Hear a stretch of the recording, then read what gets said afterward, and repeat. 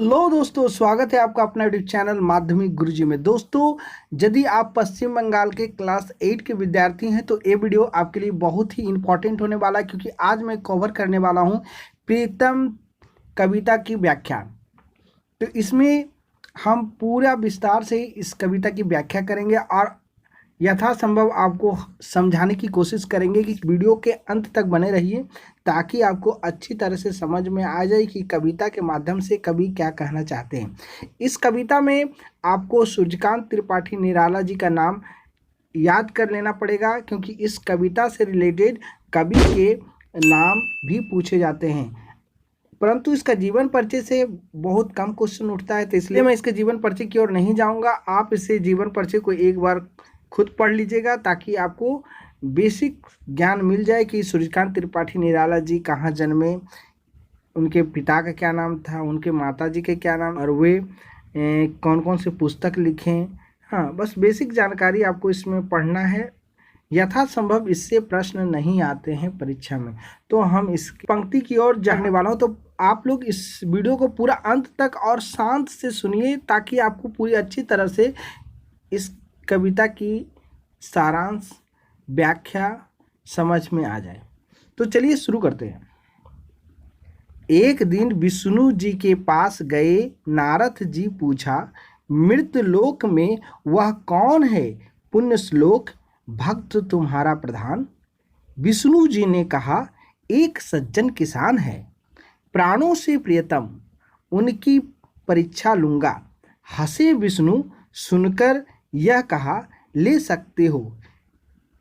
इन पंक्ति के माध्यम से कवि कहना चाहते हैं कि हमेशा जो नारायण का नाम लेते हैं, विष्णु जी का नाम लेते हैं, तो उन्हें एक दिमाग में एक भ्रम आ गया था कि हमसे ज़्यादा प्रिय विष्णु जी के कोई भक्त नहीं हो सकते। इसलिए उन्होंने एक दिन विष्णु जी के पास गए और जाति के साथ उन्होंने ये प्रश्न रखा कि प्रभु, इस मृत्युलोक में आपका प्रिय कौन है।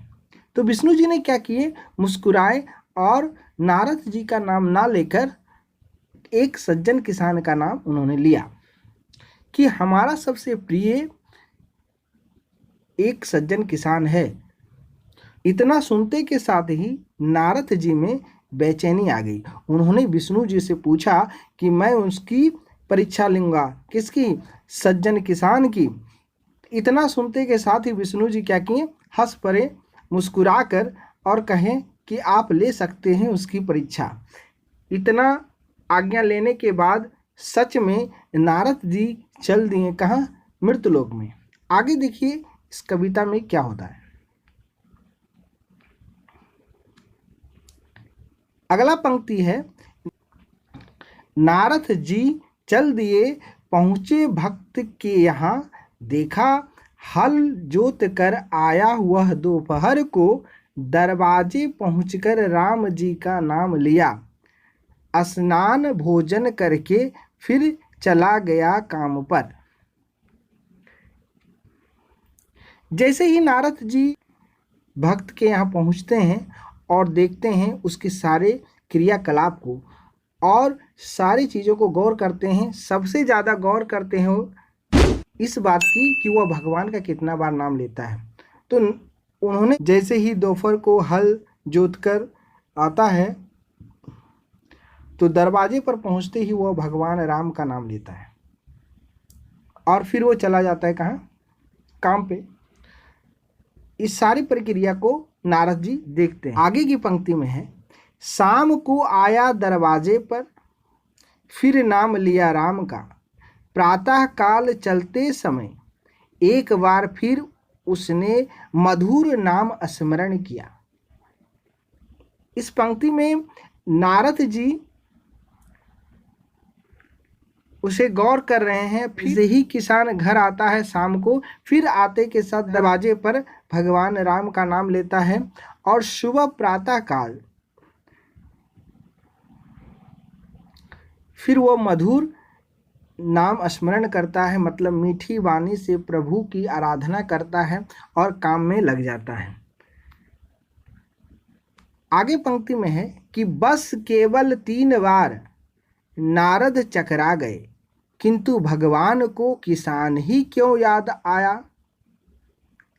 गए विष्णु लोक बोले भगवान से, देखा किसान को दिन भर में 3 बार नाम उसने लिया है राम का।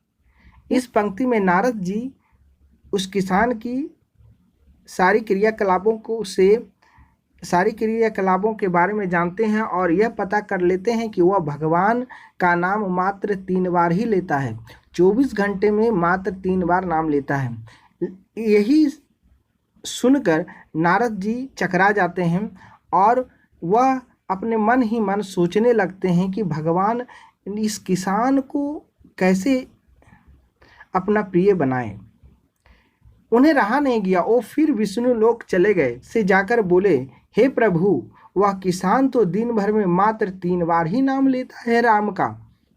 तो इतना सुनते के साथ साथ ही भगवान विष्णु नारद जी का एक परीक्षा लेना शुरू करते हैं। जिस तरह नारद जी ने उस किसान की परीक्षा लिए, उसी तरह विष्णु जी ने भी नारद की परीक्षा लेना शुरू किए। वो क्या बोलते हैं अगले पंक्ति में देखते हैं। बोले विष्णु, नारद जी, आवश्यक दूसरा एक काम आया है, तुम्हें छोड़कर कोई और नहीं कर सकता। साधारण विषय यह, बाद को विवाद होगा, तब तक यह आवश्यक कार्य पूरा कीजिए। तेल पूर्ण पात्र यह लेकर प्रदक्षिणा कर आइए भूमंडल की। ध्यान रहे विशेष एक बूंद भी इससे तेल ना गिरने पाए। नारद जी की बात सुनते के साथ भगवान विष्णु ने क्या किया,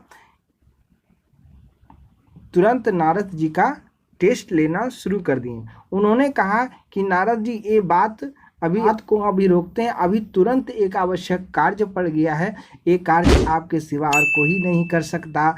तो भगवान विष्णु की बात सुनकर नारद जी राजी हो गए और भगवान विष्णु ने क्या किया, तेल का एक पूर्ण पात्र दिया, एक बर्तन दिया जिसमें तेल पूर्ण रूप से भरा हुआ था और नारद जी को कहा कि नारद जी, इसे लेकर आप पूरा भूमंडल भ्रमण करके आइए, लेकिन ध्यान रहे कि इससे एक बूंद भी तेल नीचे ना गिरे। यही कार्य था जो नारद जी को सौंप दिया गया था। आगे पंक्ति में क्या है, चलिए देखते हैं। लेकर चले नारद जी आज्ञा पर घृतलक्ष्य, एक बूंद तेल उस पात्र से गिरे नहीं। कहने का मतलब है कि वो इतना सावधानी से पात्र को लेकर चल रहे थे कि एक बूंद भी तेल ना गिरे। इस ध्यान में लेकर उस पात्र को एकाग्रचित होकर देखते देखते चल रहे थे कि कहीं गिर ना जाए। बहुत संभल कर चल रहे थे नारद जी उस तेल भरी पात्र को लेकर। योगी राज जल्द ही विश्व पर्यटन करके लौटे बैकुंठ को, तेल एक बूंद भी उस पात्र से गिरा नहीं। उल्लास मन में भरा था, यह सोचकर तेल का रहस्य एक अवगत होगा नया। उन्होंने क्या सोचा कि जल्दी जल्दी विश्व का भ्रमण करके उस पात्र को लेकर पहुंच गए कहाँ, विष्णु जी के पास, और उससे एक बूंद भी तेल नहीं गिरा। और उनके मन में एक उल्लास पैदा था कि चलिए इस कार्य को करने के बाद भगवान विष्णु कुछ ऐसे रहस्य, तेल के रहस्यमय चीजों से अवगत कराएंगे। नारद जी को देख विष्णु भगवान ने बैठाया स्नेह से, कहा, यह उत्तर तुम्हारा यहीं आ गया। बतलाओ, पात्र लेकर जाते समय कितने बार भगवान इष्ट का नाम लिया। तो एक बार भी नहीं, संकित हृदय से कहा नारद ने विष्णु से। मतलब इस पंक्ति में नारद जी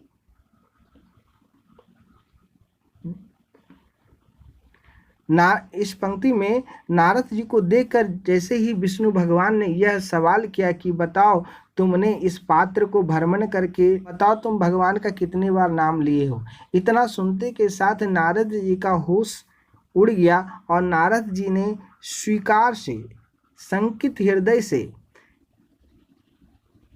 कहा, नम्र हृदय से कहा कि प्रभु एक बार भी मैं भगवान का नाम नहीं लिया। नारद जी बचने के लिए नीचे वाले पंक्ति को कहते हैं कि काम तुम्हारा ही था, ध्यान उसी में लगा रहा, तो नाम फिर क्या लेता। और तो विष्णु जी फिर मुस्कुराकर कहते हैं, नारद उस किसान का भी काम मेरा दिया हुआ है, उत्तरदायित्व भी लादे हैं, एक साथ सबको निभाता है, काम करता हुआ नाम भी वह लेता है। इसी से हे प्रियतम, नारद जी लज्जित हुए, कहा यह सत्य है। कहने का मतलब यह है कि भगवान की आराधना सभी काम करते हुए यदि आप लेते हैं तो आप भगवान के सबसे प्रिय हैं और भगवान आपके करीब हैं। इसलिए बच्चों, भगवान के नाम हमेशा सुमिरन करते रहो। जब भी तुम्हें थोड़ा सा टाइम मिले भगवान की याद में रहो, भगवान तुम्हारी सारी कठिनाइयों को दूर कर देंगे और हमेशा तुम्हारी सहायता करेंगे। और दोस्तों, इस वीडियो को थोड़ा बार बार देखिए ताकि आपको अच्छी तरह से समझ में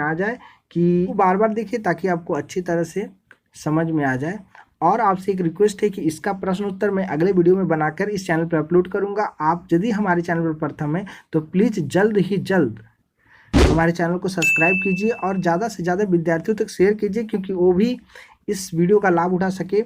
मेरा एक ही टारगेट है कि हिंदी भाषा भाषी विद्यार्थियों को उज्जवल भविष्य प्रदान करना। तो हमारा सहयोग कीजिए और इस चैनल को ज़्यादा से ज़्यादा शेयर कीजिए। मिलते हैं अगले दिन किसी दूसरे वीडियो के साथ। जय हिंद।